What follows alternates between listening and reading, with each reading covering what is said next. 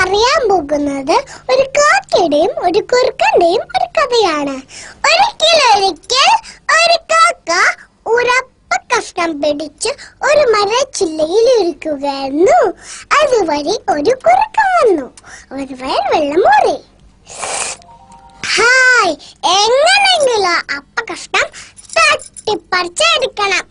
Hello കാക്കത്തമ്പ്രാട്ടി, നീ എന്ത് സുന്ദരിയാ! നിന്റെ ചെറുകിന് എന്ത് ഭംഗിയാ! നീ നന്നായി പാട്ട് പാടുന്ന കേട്ടിട്ടുണ്ടല്ലോ. ഒരു പാട്ട് പാടാമോ? അതെല്ലാം വിശ്വസിച്ചിട്ടുള്ള അവിടെയായി കാക്ക ഒന്നുകൂടി ഞെളിഞ്ഞിരുന്നു.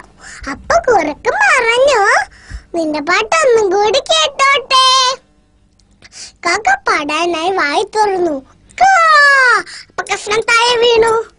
ഓടിച്ചെന്ന കുറുക്കൻ ആ അപ്പ കഷ്ണം എടുത്തോണ്ട് ഒരു മൂളിപ്പാട്ടും പാടി അവിടെ സ്ഥലം വിട്ടു.